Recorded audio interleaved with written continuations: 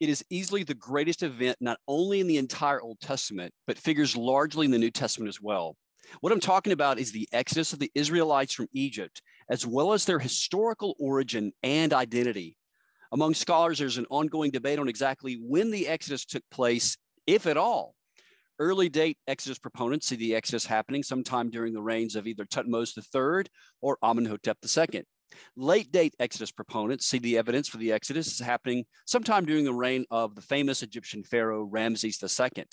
In this episode of Monocle and Spade, we'll discuss a new book recently published by Old Testament scholar and archaeologist Dr. Dr Petrovich, who has spent over a decade researching this question.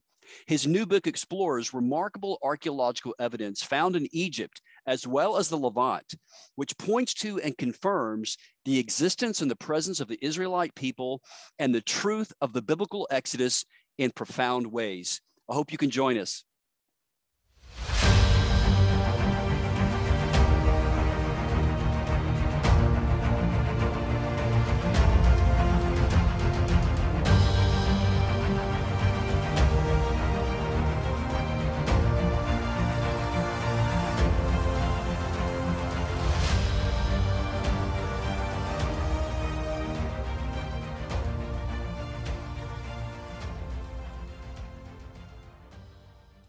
Well, welcome to this edition of Monocle and Spade. And again, we're very excited today to have really an amazing guest that we have had on the podcast before. And without further ado, I'm going to go ahead and let him introduce himself. Dr. Dr Petrovich. Doug, thank you so much for being on Monocle and Spade once again. And if you would tell our listeners, some of our listeners may not be aware of who you are and what your background is. Could you maybe give the listeners a little bit about who Professor Petrovich is? Sure. Well, I teach at the Bible Seminary in Katy, Texas. I'm professor of biblical history and exegesis, which means the ancient historical events that are embedded within the text of the Bible, as well as studying the Bible in the original languages in Greek, Hebrew, and Aramaic, and drawing out everything possible that you can get from the original writings in those languages. So that's a little bit of my background. I'll add to it that I've been part of 3 archaeological digs, 2 of them in the land of Israel. So that'd be Hatzor and then Shiloh, which you may know as Shiloh, and in the Amuk Plain up in ancient Syria, which is modern southeastern Turkey. I was part of the dig at Tel Tayanat during my PhD program. And that's from the University of Toronto. My PhD is in Syro-Palestinian archaeology with 2 minors. The first minor is ancient Egyptian language, and the second minor is ancient religions or ancient Near Eastern religions. Fantastic. And I first met you, Doug. It's been many years ago now, back in 2014 at ETS in San Diego. And I think you were still finishing up your PhD, and you gave a paper at ETS on, I think it was the one, the dating of Amenhotep II's abandonment of Avaris or something like that, the 9th year of his reign. Mm-hmm. Right. So, yeah, I've been following your work for a while. And before that, I'd been following the work of Dr. Eugene Merrill at Dallas Seminary. And then before that, Dr. Gleason Archer. So I put you in the same vein as those other great men of God who really study the Old Testament. So without further ado, we're going to just dive into the subject matter today. And really, it's really about your book, your new book that you just published called The Origins of the Hebrews right here. And folks can get a copy on Amazon. And also, Doug, they can get a copy directly from you and get a signed copy. Before we dive into the book and the research you've been involved in the past several years, could you maybe tell our listeners how to get a copy of their own signed copy if they'd like it? Sure, absolutely. And before I do, I'll just throw in, since you mentioned Dr. Eugene Merrill, he was gracious enough to write the introduction to my first book, which just came back into print. It's been out of print during COVID until just within this last month, maybe December of 2021. It came back into print, The World's Oldest Alphabet. So I'm excited about that it's back in print. But the new book, Origins of the Hebrews, New Evidence of Israelites in Egypt from Joseph to the Exodus, it's printed, it's published by New Creation. And yeah, you can get a copy directly from me. What you can do is go to my Twitter account, and there's the pinned tweet of mine will give you all the information you need for that. Another option is to look me up on academia.edu. There's information available on that page. Those are probably the two best ways to get through to me. You can always email me at dp@exegesisinternational.org, and that's EXEGESIS, and then go straight into the word international.org, and DP at the start, DP at. So you can email me directly, and I'd love to sell you a signed copy. My royalties, frankly, are better for me if I can sell it to you directly, and I love sending them out to people personally. So, but yeah, you can buy it on Amazon if you'd like. Fantastic. And we'll have those links, guys, in the description here on the YouTube version of this podcast. So if you want to know how to get that, we'll have all the links in Dr. Petrovich's email address. So Dr. Petrovich, you have been involved in research. This really has been a journey for you, hasn't it? I mean, this research you've been doing, this book is the culmination of really many, many years, probably a decade or more of research. Could you maybe give us a little bird's eye overview of the research you've been doing over the past 10 years or so? Sure. And let's go back just a little bit further. At the turn of the century, when I was teaching at a seminary that we helped to establish in Siberia, Russia, of all places, I was teaching an Old Testament history course. And to prepare for the course, I had to go further than I did in my own seminary studies when I took an Old Testament history course. And so I was studying Assyriology, and I was studying Egyptology. And I just, for some reason, kind of out of nowhere almost, developed this love for ancient Egypt. Before that, when I was in my teens and 20s, I wasn't that interested in Egypt. It kind of was a little spooky, and it's a bunch of mummies, and it's all just dead. Yeah. But once I really started getting into the study to prepare to teach it, a switch flipped within me that I never expected, and developed this love. Next thing you know, Ted, I'm writing my first journal article that I ended up publishing with the journal wing of my alma mater, the Master Seminary. It's the Master Seminary Journal, on the Exodus Pharaoh, which you know about. Yes. And I tried to demonstrate that a careful study of the biographical requirements of the Exodus Pharaoh leads you to conclude there's only one candidate in the 18th or the 19th dynasty who fits all of those requirements. So if you're going to fudge on a few of the requirements, you can kind of name your own Exodus Pharaoh, right, according to your own view and your own chronological scheme and so forth. But if you're going to take all of them literally and seriously, then you can eliminate candidates left and right. And the only candidate that stands up at the end is Amenhotep II. So I published this article in 2006. And then fast forward to 2011, like you said, just about 10 years ago, or 2012, January of 2012. Yeah, exactly 10 years ago now. I was studying for my comprehensive exams for my PhD. And I all of a sudden stumbled into evidence, physical evidence, for the animals that were around and died in the 10th plague on Egypt, when the firstborn of all the people and the animals died. Exodus 11 and 12 speaks of 4 animals: dogs, cattle, sheep, and goats. And of course, sheep and goats are the ones that are slaughtered for the Passover, for the first Passover. And what's amazing, Ted, is these were burials at the very site where scholars who've gone before me, starting with David Roll and then Bryant Wood and others, have legitimized as the right site where Jacob settled his family, which is the site of Avaris. So if you connect the time period of Amenhotep II's reign at Avaris, all of a sudden you see these strange animal burials that occurred not in the residential district, but in the palatial district, where there were 3 massive palaces. And they were, in most cases, multiple animal burials. They were done quickly and efficiently and carefully. And the very little bit of pottery that was connected to it, and pottery is what we call diagnostic. It tells you relative date. It offers you relative dating if you have the right kind of pottery. So the relative dating of the pottery there dates it to, wouldn't you know, either the reign of Thutmose III, the father of Amenhotep II, or Amenhotep II himself. And of course, in my 2013 journal article in Journal of Ancient Egyptian Interconnections, I try to prove that the abandonment of Avaris occurred during the reign of Amenhotep II. And it makes sense if the army of the Egyptians goes out and chases down the Israelites, and they die in the process in the Sea of Reeds, never come back.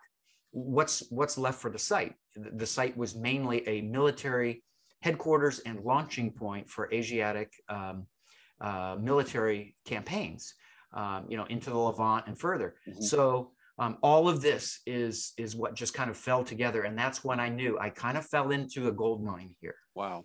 Let me give you a little bit of a pushback, not because just from the listeners who might be skeptical, because I get questions about this a lot at Epic Archaeology, because the dating of the 18th dynasty and the dating of the pharaohs, like either Amenhotep II or Thutmose III, well, it's so confusing. So how do you know for sure? And why it couldn't be Ramses II? I know you deal with this in your article, but perhaps for those who are skeptical, who are going, we don't really know, and how do we even know? It seems like to be a jumble confusion. Is there a way to figure this out, to unjumble all the dates for the dates of the pharaoh?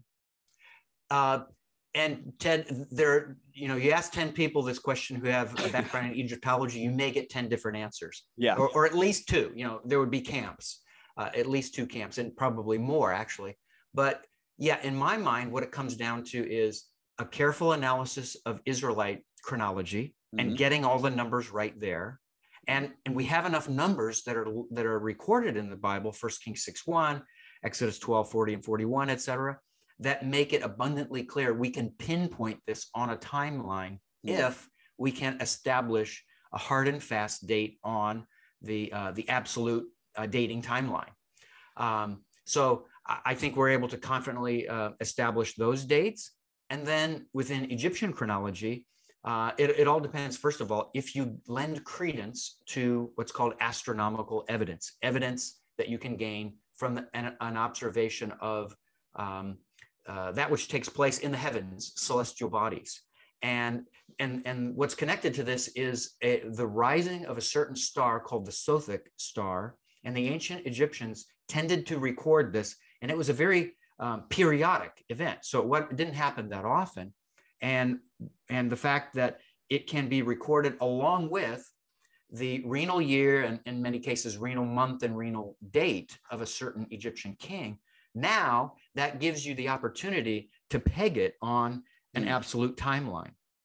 And the dispute that comes up, if you lend credence to astronomical evidence, which I do, and historically Egyptologists have, it's only been in recent times that you get kind of staunch critics who, kind of want to doubt everything. And you know how the world is today. You can doubt anything. I mean, O.J. Simpson got off free having murdered his wife because enough doubt was created. So yes, it's easy to create doubt and kind of shadow the evidence and muffle it all. But within this area of the Sothic risings, it all depends on where the Egyptian priest was when he observed the rising of the Sothic star. Mm. So from north to south, that's going to change things on a timeline because those dates are, it's all lunar. It's a lunar calendar, and it's all about, what's the first night that you can observe the new moon, right? And that changes according to where you're at in Egypt from north to south. So if you're in the north, Memphis is the site that most scholars would say, that's where the observation was made. But if you have the southern view, which translates to the low chronology, the Memphis used the high chronology, but with the low chronology, you would say the observation was made in Thebes, which is in Upper Egypt. But the thing is, number one, Memphis historically is the site where the monarchy started, number one. And number two, it's the site where religion was essentially centralized in Egypt. So everything started in Memphis. And why would you change that over time, right? Because chronology is something that if you're shifting the observation point of for Sothic risings and new moons, then all of a sudden, your calendar is thrown off. That's right. But there's one form of evidence that we have that ties it to the high chronology view, to the Memphis view, which is there's a writer in the AD, Olympiodorus, who wrote about the observation by an Egyptian priest of the Sothic star. And he said that it took place at Memphis. Wow. So that's our one recorded account from an ancient Egyptian that says these observations were made in Memphis. So if that's true, what it does is it puts the reign of Thutmose III in 1506, the start of his reign, instead of 1479. And so that kind of changes things. And so you have Egyptologists in one camp or in the other camp. And really, go ahead. No, I was going to say, for those who are not familiar with what Dr. Petrovich is talking about, and Doug, you can maybe give a kind of give the listeners a little bit of a, but there is within Egyptology, within the Egyptologist, there's a sort of an ongoing debate about high chronology and low chronology. We're only talking about what 15 or 20 years, 30 years 25. Or so, 25 years. So yes. It's sort of a sliding scale. And Doug, correct me if I'm wrong about this, but is there a consensus among Egyptologists over high chronology and low chronology, or is it sort of evenly split, or how does that sort of pan out? Yeah, and I would say maybe 30 years ago, there was the majority clearly was in the high chronology view. And then over the last 30 years, and 35, whatever the number is, I don't know, but you have a tendency really all throughout ancient Near Eastern studies, and almost, we can say, pushed by the scholars who've worked in Israel, in the land of Israel and Canaan. Israel Finkelstein comes to mind as kind of the champion of this down-dating tendency. Yeah. Because number one, I mean, for them, and they're not going to come out and say this, but number one, it's going to help them to dismiss biblical history or historicity, and to demonstrate inconsistency and contradictions between the historical record and the history recorded in the Bible. So this tendency to down date, to bring dates down closer to our day, that's something that became rampant. And because it happened in Canaan, it then has a, what's the term for the effect? Like you throw a rock in the pond. Ripple effect. Ripple, yeah. You have a ripple effect all throughout ancient Near Eastern studies, including Egyptology. So Egyptologists all of a sudden started, one at a time, many of them shifting to the low chronology view, because it helps with the down dating that's taken place in the records and the dealings with the history and chronology of the neighbors of Israel. So that's led to where the majority now is in favor of the low chronology view. But again, that doesn't make it correct. You can have 1,000 people holding a view and one person against it. Doesn't mean the one against it is wrong. Absolutely. That's right. It kind of reminds me of that book published years ago by Dr. Bill Deaver. What did the biblical writers know, and when did they know it? Although I don't fully agree with everything he says, that's a great question, because it really cuts to the heart of the issue. What did the biblical writers know? When did they know it? So it may seem like this is sort of, like back in the Middle Ages, that I think one of the philosophers complained that all people did was debate about how many demons could fit on the head of a pin. This may seem like a debate about the minutia of time, but Dr. Petrovich, this has a huge implication for biblical history, and why we think it's important for dating is that it literally affects how we understand the historical reliability of the text. So This is not some throwaway question. It's really the heart of the matter. And it really highlights the work that you've been doing in the past 10 years or so, which really culminated in this new book that you have called The Origins of the Hebrews. So I guess we'll start at the beginning with it's really the big question that we're really talking about, and that is the Hebrew people, the ancient Israelites. And when people go to church on Sunday and they open up the Old Testament and read about the Israelites, the question is, where was there really an Israelites, and did they start out exactly as the Bible states? In the text, when you read it in the text, do we actually find evidence on the ground, hard archaeological evidence that we can point to say, you know what, here is evidence that the Israelites really did exist? So let's start out with really the patriarchs. And so you mentioned this earlier, and maybe we can use this as a springboard, but talk about the biblical city where you think the Israelites were located in Egypt. Yeah, is that a good place to start, maybe? Sure. And that's the site of Avaris. I don't know if you have the opportunity to flash a map up at some point, but okay, yeah, we will. It's in the eastern. Yeah, I can even send you an image if you'd like. It's in the eastern Nile Delta. So basically you're looking at Lower Egypt, which is northern Egypt, because the Nile River, which is, and this is uncharacteristic for rivers in the world, but it flows to the north rather than to the south, flows into the Mediterranean. So Lower Egypt is near the Mediterranean Sea. And that Nile Delta area there is where the Nile River has spread out in many offshoots or tributaries that dump into the Mediterranean, right? Not just in one place. And if you look in the eastern part of this Nile Delta, in an area that the ancient Israelites called the land of Goshen, which would be more of a kind of like a county or a state, right? That kind of idea, rather than a city. So in that region, in northeastern Nile Delta, you have a site called Avaris. The Arabic name for much of the site, not all of it, but much of it, is Tel El Daba. And there has been an excavation there that began, oh boy, in what was it, the 60s or 70s? I forget the exact year, but it went on for over 4 decades. And Manfred Vitak is the key chief archaeologist there for the majority of it. I think he left the dig in 2010 or so. But he published widely. He had the backing, which includes the financial backing of the Austrian government to dig this site. And it produced more material than, and represents more excavated land than any other site in the entire ancient Near East. I don't know about globally, but at least with the ancient Near East. I wasn't aware of that. That's amazing. Yes. And yeah, for 4 decades, I mean, it's rare that you have a site that you have that much, because normally on a digging season, you're there for a couple of months and then you come back, but that's pretty remarkable.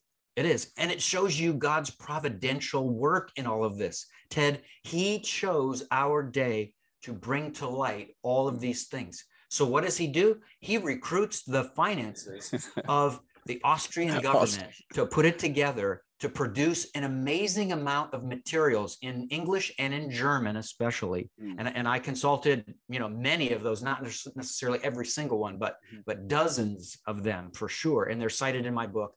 But they all help to bring about enough evidence to show, there are Israelites there. This is where they settled. So for the layman, how do we recognize the Israelites in an archaeological setting? How do we know? Because as you know, in archaeology, when you find an artifact, you don't have a thing on it. So how do we ascertain that this was that these were Hebrews from Palestine? Yeah, and the short answer, Ted, is you have to read my book, because it's hundreds of pages. And as you've been reading, careful research and recording and dealing with artifacts and with other things related. So you kind of have to look at the whole sweep. And really, it's kind of like when you make a rope, right? You can make it one strand and call it a rope. It's not going to be quite that strong. But when you start adding 2, 3, 4, 5, 6, 7, 8 strands, now you use the rope. Right. That baby is going to hold, right? Yes. You can strap your family on your back to hold you up, as long as you can hold onto the rope. So that's the idea. Lots of lines of evidence. There is architectural evidence. For those who have studied a little bit about the history of the Israelites, for example, when they live in Canaan, and it's called Israel, the land of Israel, and there's a monarchy. If you've studied the architectural design of domestic architecture there, you know that the Israelites used a model. They used a floor plan known as the 4-room house. Yep. And scholars have said, it goes back to the, probably the 11th century BC or something like that. That's the earliest attestation you have of 4-room houses. And that's kind of, the origin. And hopefully all of us who've studied this topic and architectural design was the focus of my dissertation in my PhD, by the way. Awesome. But hopefully all who have studied this have agreed that the 4-room house is based on what's called the tripartite building, which actually has its roots in Mesopotamia, in southern Mesopotamia, at the site of Eridu, which I'm going to try to prove in a future book, is the site of biblical Babel, where the fiasco took place and the people dispersed from there. But in that dispersion, Ted, one thing that they took with them, right? They took with them all of their technological innovations and ideas and discoveries that they had made. One of the things they took with them is the tripartite building. Off it went throughout the ancient world, including the Levant. And of course, Israel is part of the Levant. So throughout the early Bronze Age, the Middle Bronze Age, into the Late Bronze Age, what do you have? Tripartite buildings all over the place. The Israelite temple, right? That Solomon built. That's a tripartite building. And the innermost room, of course, we call a Holy of Holies. It's called the Cella, C-E-L-L-A in our field.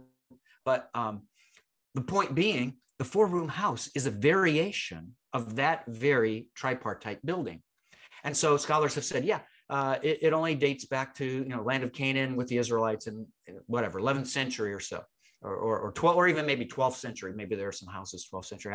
I forget the oldest ones there. But here's the thing: what do you find at Avaris in the first Asiatic occupational phase, dating to the very time when, according to biblical chronology and a careful synchronization with Egyptian chronology, would have you at the site where or somewhere in Egypt where Jacob, when Jacob would have settled there, and that would be the right at the 1/4 of the way into the 19th century BC. In 1876 is when he took his family down there. And that first Asiatic occupational phase that can be connected archaeologically to that very time period, it's in the Middle Kingdom in the 12th dynasty, in the reign of Sesostris III. You have this initial Asiatic occupational phase. Now, the archaeologist, Bitok and his team, they can't say that they're Hebrews. If they do, they will be thrown out of Egypt. Because politically, in an Arab country, you cannot make that kind of statement and say these are Israelites, right? So whether he really in his heart would ever agree with what I write in my book or not, you'll never see him in public agreeing to it. But here's the thing: in that first occupational phase, guess what you have? A four-room house. Wow. The very phase where Jacob would have settled there. And this is around 1876 BC. Yes. So it would have been short, in or shortly after 1876. This was a short-lived occupational phase, which I try to prove in my book based on the work of Robert Schiestel, who's an archaeologist, part of Manfred Bitok's team. And then the next occupational phase, which is a long phase, according to Schiestel and me and others, in contradistinction to Manfred Bitok, he considers that to be a short phase, and he has a different reason for that, for adhering to it. But it's a long occupational phase, and during that phase, a building is built. So what they do is they take this four-room house that's Asiatic style, right? That's known to nobody but the Israelites later in the in the monarchy, and they level the house, and right on top of the house they build two master bedrooms right over the house, and then they start attaching room after room after room. The Austrians excavated this, Ted, for 4 decades, and they never finished fully excavating the building. Oh, wow. It's so massive that they first called it a palace. But the one thing with a palace that you have to have is a throne room. No throne room, no palace. So this building has no throne room. And it's in an Asiatic occupational community, right? It's not in an Egyptian center. So, but everything is built with Egyptian style, Egyptian architecture, Egyptian tools, some of which were left behind and the archaeologists discovered, and massive in scale, showing an enormous amount of wealth behind this. Well, guess what? Twin master bedrooms.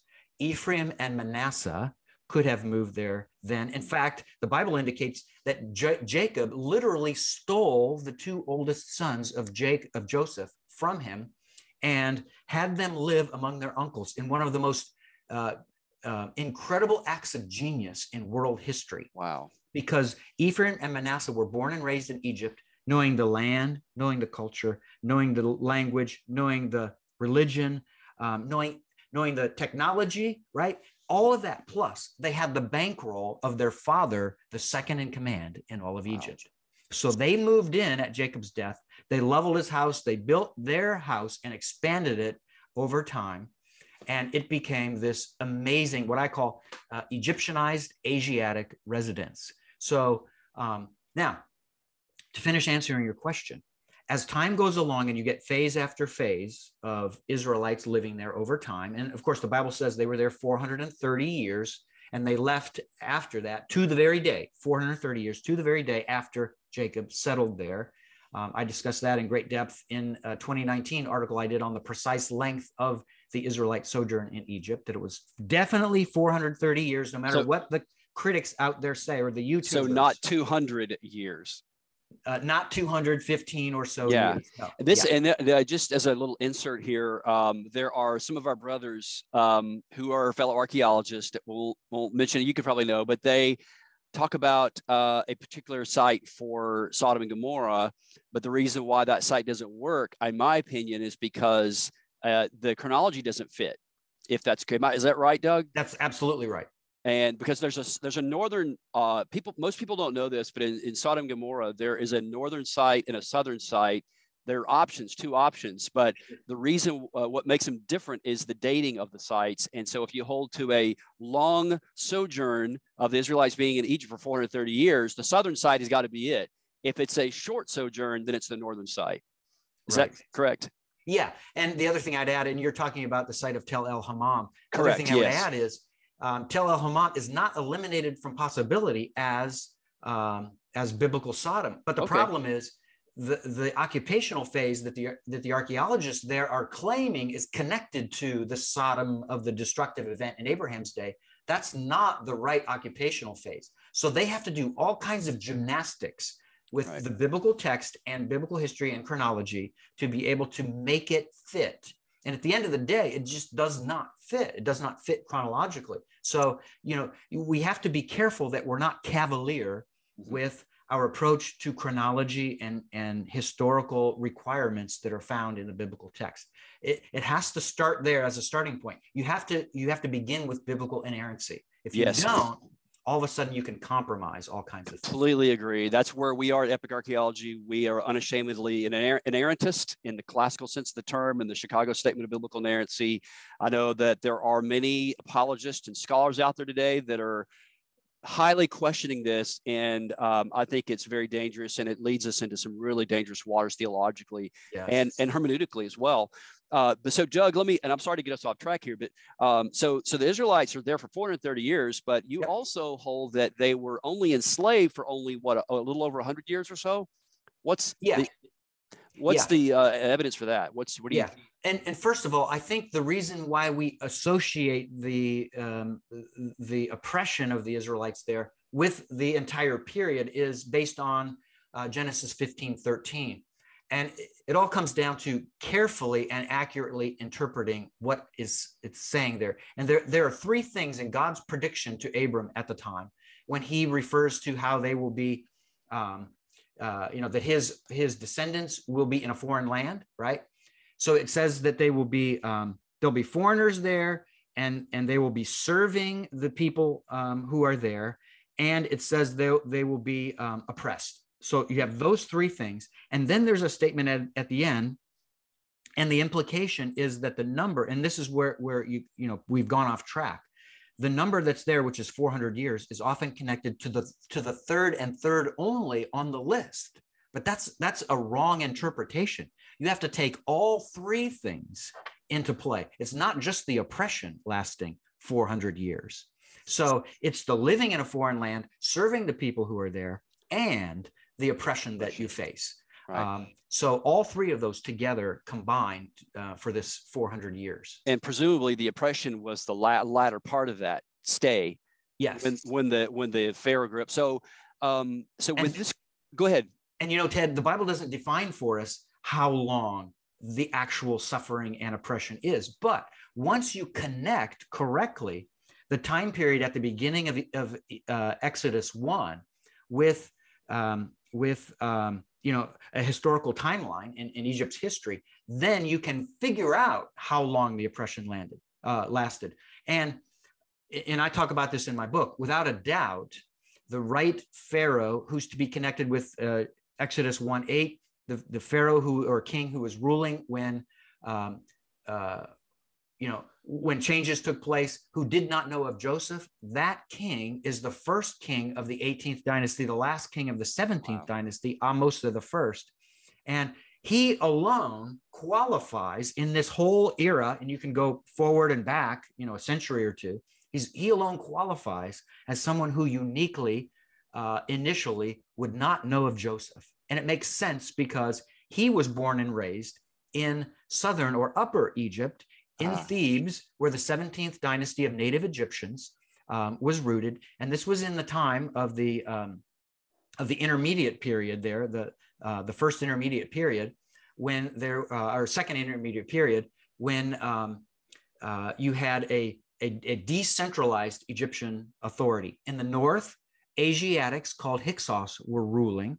And in the south, you had the native Egyptians. The Asiatics in the north, Ted, the Hyksos, they made Avaris their capital, okay? Well, guess what?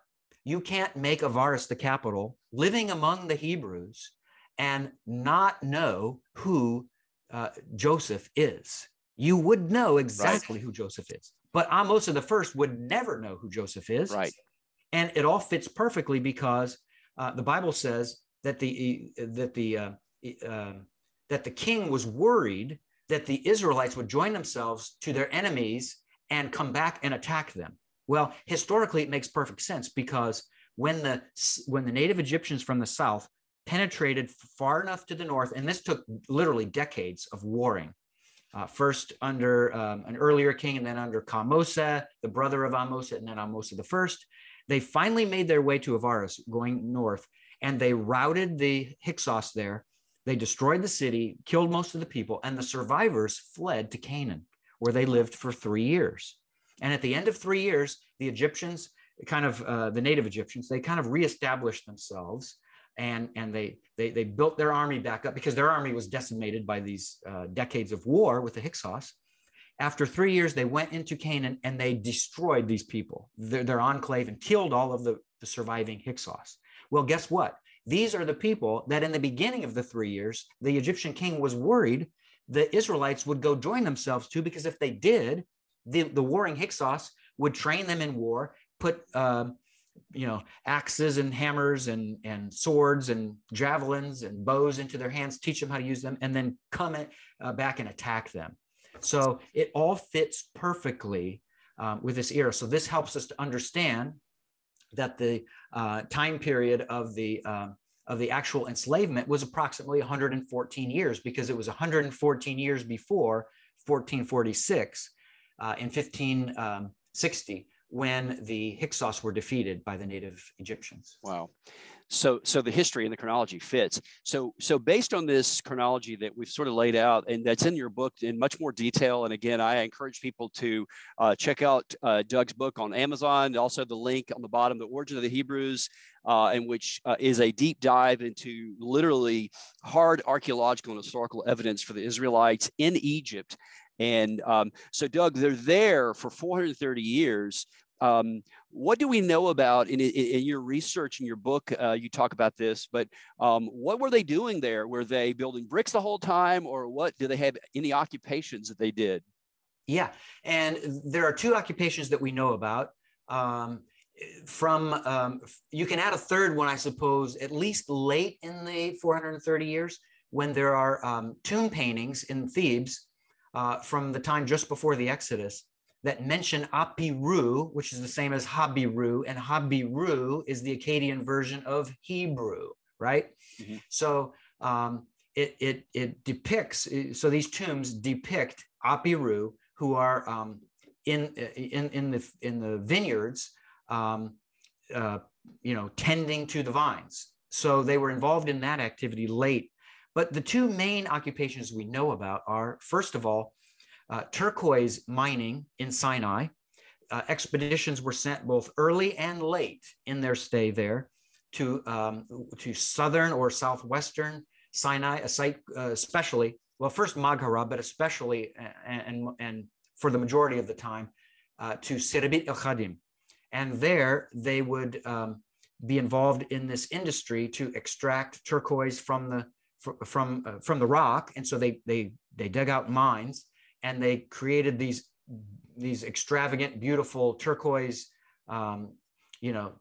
semi-precious stones and then sold them on the open market. And so that was one industry that they were involved in. But the main industry of all things that they were involved in, and whether your listeners like this or not, Ted, I'm going to tell you the truth, okay? Okay. It is a wine making and wine distribution industry. Yes, and especially the distribution industry. They were middlemen because what Manfred Bitoch has demonstrated is that they were, what is it? He estimates that, I forget, it's either 2 million or 3 million large Canaanite jars during this period were transported from Canaan full of wine. Wow. Right? That was made in either northern or southern Levant. And both were involved, not one or the other. They were both involved. So Egypt was buying this wine and it was going through Avaris. So the Israelites were there to be the middlemen. And of course, as you know, with a big industry, if you're the middleman, you can make a lot of easy money.